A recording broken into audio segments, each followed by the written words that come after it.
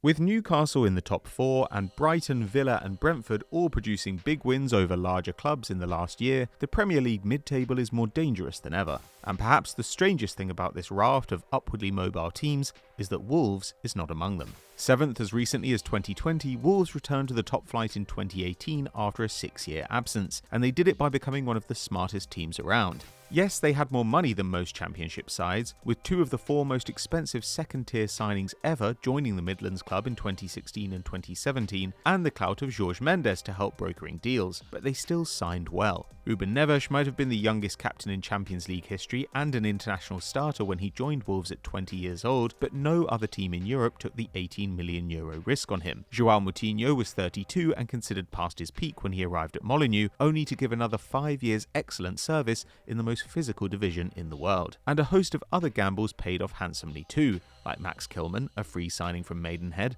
Matt Doherty, who joined for €90k and left for €17 million, and Diogo Jota, who tripled his €14 million outlay. The recruitment was helped by Nuno Espirito Santo's tenure, which brought stability to a team which hadn't earned more than 40 points in a top-flight campaign since 1974. Nuno himself was also not an obvious slam-dunk hire. He'd left Valencia with the side in 9th and produced a trophyless campaign with Porto, but somehow the former goalkeeper just made sense at Molineux. His nailed-on 3-4-3 structure, once learned, was consistent, allowing players to grow into their roles and build partnerships, while it also simplified recruitment, as scouts knew what was expected of each position. There were some difficulties. The defence-first system required a lot of its attackers. As this stats bomb chart shows, Wolves were among the Premier League's most conservative sides when it came to pushing players into the box. But the backline was so stingy that they didn't need to create much to pick up points. In 2018-19, 12 teams outscored the club. In 2019-20, 7 did so, but they still earned those consecutive 7th place finishes,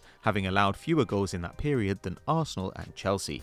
But ultimately, the success laid the groundwork for disaster. A Europa League quarter-final in 2020 raised the ambitions of the Wolves faithful, and Nuno's uninspiring but effective play began to pall, meaning that when the side dropped to 13th in 2021, the hierarchy snapped up Portuguese title winner Bruno Lage, with the intention of becoming a more attacking and expansive outfit. There's not necessarily anything wrong with trying to evolve if it's done gradually, but the Lage experiment was a failure, producing just 2 extra goals and 6 extra points in his single full season at the helm. And when he began to stutter, Wolves were forced to go back to what they knew, plumping for Julen Lopetegui, a well-regarded coach and an excellent hire, but a clear return to a slow and safe style of football, more like their earlier Nuno ball. According to the analyst, only Arsenal and Manchester City advanced upfield more slowly than Wolves in 2022-23, and while those were elite sides dealing with set defences, Wolves should have had plenty of opportunity to counter-attack, averaging just 50% of possession to the Gunners' 60% and City's 66%. Though they were completely average for breaking up opposition play,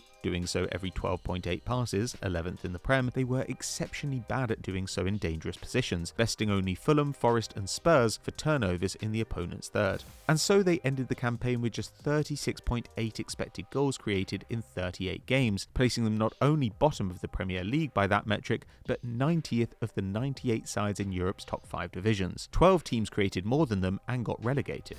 And despite his pedigree, Lopetegui didn't actually do much to improve the output. Before he arrived, Wolves created 0.95 XG a game. After, they produced 0.91. Before, they conceded 1.4 XG a game. After, a whopping 1.8. That's indicative of declining quality in the squad, and it's impossible to deny that the talent at Wolves, once the envy of the mid-table, has slowly dwindled, while the rest of the league has improved their recruitment. While some factors have been beyond the club's control, like serious injuries to Jimenez, Neto and Kalajdzic, Adama Traore was allowed to run down his contract when he could have yielded €40 million from Tottenham 18 months earlier. Nathan Collins was sold on to Brentford this summer for just £2 million profit, and Morgan Gibbs-White, the most exciting academy product in years, was flogged to Nottingham Forest, admittedly bringing in a huge fee, but sacrificing the rare something-out-of-nothing ability vital to grindy mid-table sides. And worst of all, this decline isn't the product of penny pinching, but of money being spent badly, with Matheus Nunes underwhelming after his €45 million move, Gonçalo Guedes performing so badly that the club wrote off his €33 million fee after 6 months, and Matheus Cunha delivering only 2 goal involvements in 17 appearances after Lopetegui dropped 50 mil for his signature. Wolves have always been willing to splash the cash, as the acquisitions of Raul Jimenez, Nelson Semedo and Fabio Silva made clear, but the latest arrivals feel like desperate swings, hoping a big check equals big performance. It's telling that lately bargain buys, like Sa, Ait Nouri and Lemina are more obvious success stories. So, is there any reason for optimism? Well, Gary O'Neill may not have the pedigree of Lopetegui, but at least he wants to be Wolves coach, ending the uncertainty around the dugout, while on the pitch, it only takes a couple of standout performers to turn a team from the 18th best squad in the league into the 14th. And though they've wasted money on big names, Wolves have continued to fish experimentally at the shallow end of the transfer pool. Sasha Kalajdzic had outstanding shot and expected goal numbers in Germany and cost just €18 million. Chiquinho is highly rated and could play his way back into fitness on loan at Stoke this season, and Boubacar Traoré was a promising ball winner and carrier as a teenager in Ligue 2. He and Brazilian wonderkid João Gomes giving the midfield zone some heft following the losses of Moutinho and Neves. If one of them explodes or Pedro Neto rediscovers his form, Wolves could get a lot better very quickly, and though their opening game of the season ended in a 1-0 loss to Manchester United, there were promising signs under the hood, with almost dead-even possession away at Old Trafford, while they outshot the Red Devils 23-15 and produced more XG 2.1 to 1.5. Factor in a very plausible penalty shout,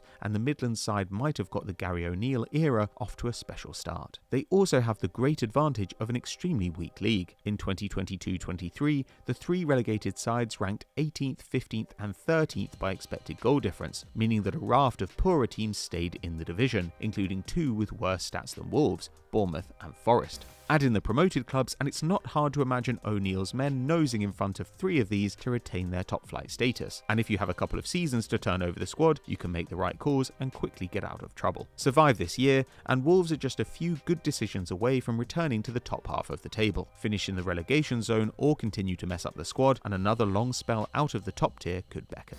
So that's our take on the situation at Wolves, but what do you think happened? Why are they no longer contenders for European football? Let us know in the comments below. If you've enjoyed this video, drop us a like and subscribe to the channel, hit the notification bell, and you'll never miss an upload. We'll see you next time.